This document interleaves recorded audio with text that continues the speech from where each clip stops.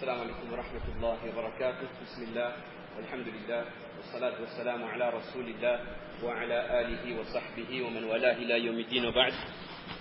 سبحانك لا علم لنا إلا ما علمتنا إنك أنت العليم الحكيم. رب زدنا علما يا كريم، رب زدنا علما يا كريم، رب زدنا علما يا كريم. رب اشرح لي صدري ويسر لي أمري واحلل عقدة من لساني يفقهوا قولي. Mes chers frères, nous remercions Allah Ta'ala qui nous donne la possibilité de parler quelques minutes de son dîn avant la salat, le khutbah et la salat al-Jum'ah. Alors évidemment, quand on voit des personnalités comme Mouana Mounir qui sont présents dans l'assemblée, on ne comprend pas trop qu'est-ce qu'on fait sur le minbar. C'est comme si que vous faisiez le tayammum alors que vous avez la possibilité de faire le wudu et qu'Allah pardonne nos péchés et qu'Allah nous donne la possibilité de faire le khidmat de son dîn.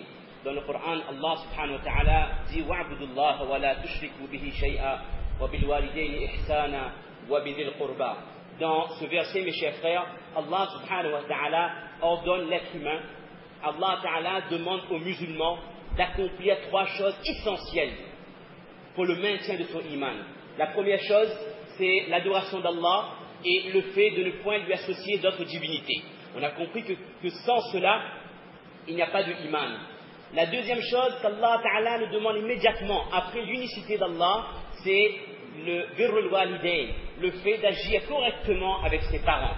Et immédiatement après, en troisième position, Allah Ta'ala demande aux musulmans d'agir correctement avec les proches, c'est-à-dire avec les membres de la famille. Alors vous savez, de nos jours, les valeurs familiales, l'importance qu'on donne à la cellule familiale, avec à la tête un patriarche, c'est-à-dire le grand-père, ou alors l'arrière-grand-père, qu'on respecte et qu'on consulte dans toutes les situations. Et avec juste en dessous, les pères, mères, oncles, les tantes, les khalas, etc.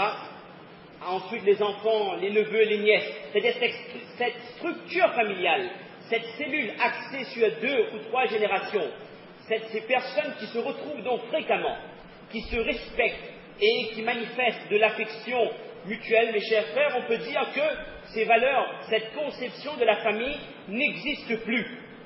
Ou alors, si on veut être un peu plus optimiste, on dira que ces valeurs se perdent, ou alors ces valeurs deviennent de plus en plus rares. Alors, le problème c'est quoi? C'est que nous ne considérons plus le fait d'entretenir la muhabba, l'amitié, l'entente avec les membres de la famille comme étant un ibadah. Pour nous, c'est une preuve de politesse. C'est être bien élevé que de parler correctement avec ses oncles, ses tantes, ses neveux, ses nièces, etc. Alors évidemment, si on suit le mouvement de la société, si on suit les tendances de cette société qui invite vers l'individualisme, où chacun est replié sur soi-même, où chacun cherche à s'émanciper, la concentration sur soi-même pour sa propre réussite, si on prend ces valeurs que nous inculque la société et qu'on ne regarde pas, quel est le message de l'islam concernant les relations que nous devons avoir dans la famille, alors assurément, de génération en génération, ces valeurs familiales vont se perdre. Et jusqu'à maintenant, et ça, alhamdulillah, ça reste encore, nous sommes indignés quand nous voyons des enfants qui délaissent leurs parents. Quand on entend que dans telle famille, dans telle qabila, il y a des enfants qui ont déposé leur papa, leur maman ou leurs grands-parents dans une maison de retraite. On dit que ça, c'est pas possible. Un musulman ne peut pas agir comme ça. Mais alhamdulillah, ce sentiment existe encore. Mais je vous assure, attendez 2, voire 3 générations.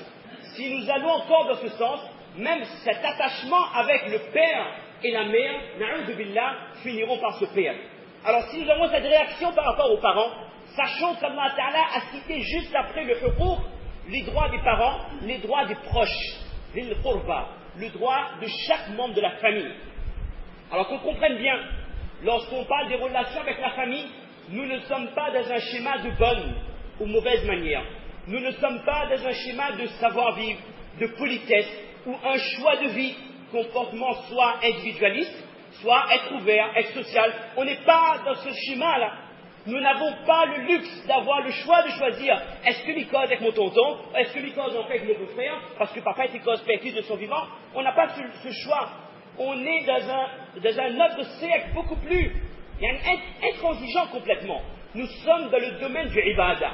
Il y a soit l'obéissance envers Allah, si on entretient comme il le faut les liens avec les membres de sa famille, proches comme éloignés, ou alors si on a rompu les relations, ben on a désobéi à Allah subhanahu wa ta'ala.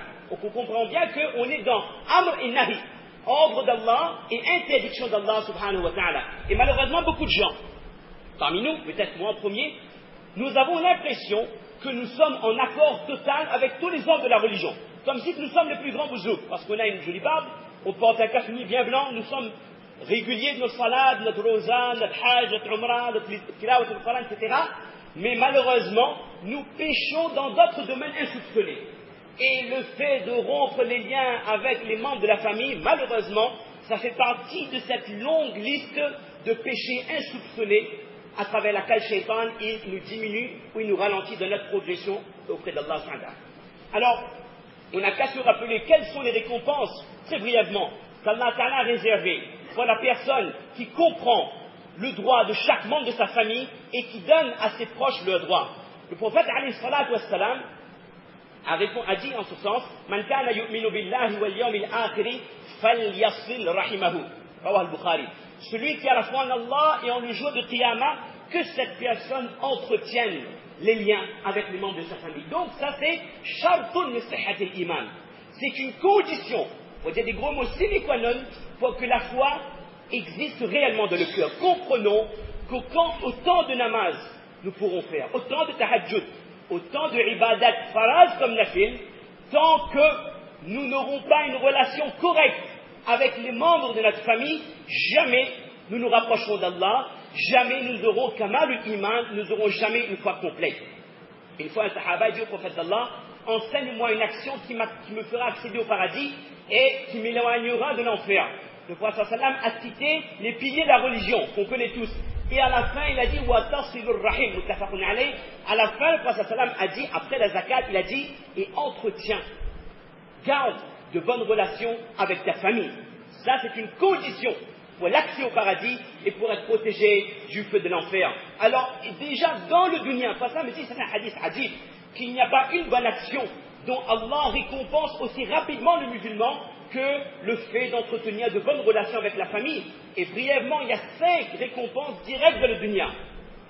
Allah mettra la muhabba, l'entente entre tous les membres de la famille. La cellule familiale sera unie et renforcée, ce qui n'existe presque plus aujourd'hui. Allah mettra la baraka, la bénédiction dans nos biens, dans nos revenus. Allah Ta'ala fera en sorte que même après notre décès, les gens feront droit pour nous et les gens parleront en bien de nous. Allah Ta'ala, et ça c'est important, mais on ne peut pas le développer aujourd'hui, Allah Ta'ala augmente l'espérance de vie de la personne qui entretient les liens avec sa famille. Ça, Inch'Allah, on développera un jour.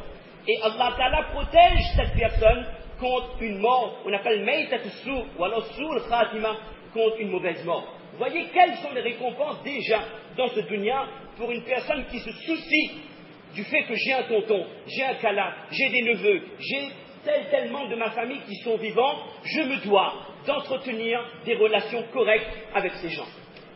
Et vous savez, comme toute obligation qui est négligée, mais il y a des conséquences. Concernant les conséquences pour le fait de rompre les liens avec ses proches, avec sa famille, sachez mes chers frères, que les mises en garde sont particulièrement sévères. D'ailleurs, le prophète m'a dit Ma min zambin ajdar an yu'ajjil Allah li sahibihi al-'uquba fi ad-dunya. Il n'y a pas un péché dont Allah ne précipite autant les conséquences et la punition dans ce dunya, ma'ama yudakharu lahu fil akhirah, avec ce qu'Allah réservera comme punition dans l'au-delà, qu'il y a une infraction citée, et avec cela, le fait de rompre les liens familiaux. Le coup de bâton, c'est moi l'expression, arrivera directement, immédiatement dans ce dunya. Et notre prophète a dit, فَإِنْ مَاتَ عَلَى صِرَامِهِمَا لَمْ يُدْخِلَ الْجَنَّةَ جَمِيعًا. Si deux personnes ont rompu les liens, ont rompu les relations, et qu'ils meurent alors qu'ils n'ont pas refait le muhabbat, ces personnes n'accéderont pas au paradis. Rawah al-Bukhari, c'est cité dans Rawah Ahmad, et c'est cité dans les commentaires de Bukhari. Notre prophète a dit également que les actions de chaque musulman sont présentées le jeudi soir, c'est-à-dire la veille du vendredi. Fala yuqbal qati'u rahim.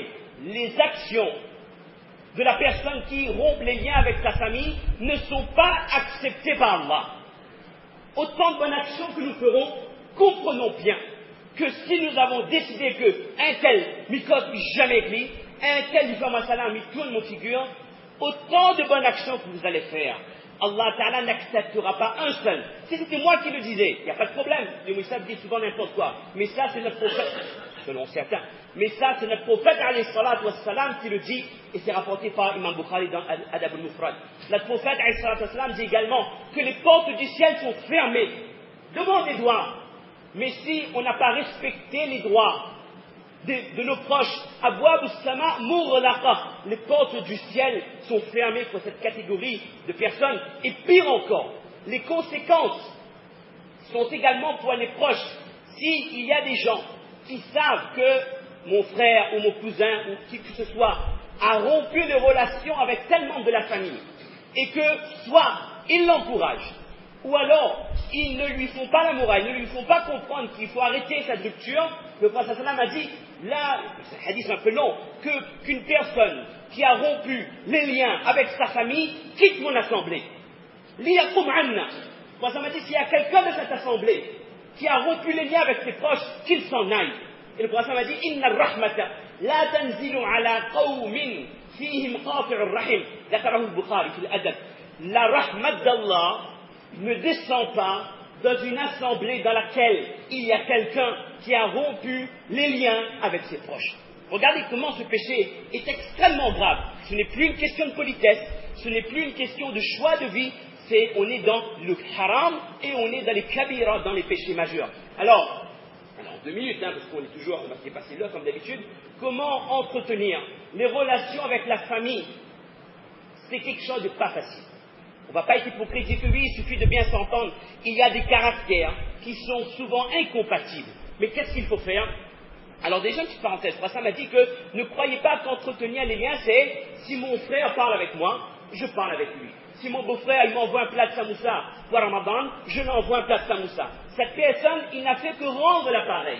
Ça, c'est de la politesse. Il n'y a pas besoin d'iman pour être poli. Le prophète m'a dit que Silatul Rahim, c'est quoi? C'est Ida qata'at rahimahu wa salaha.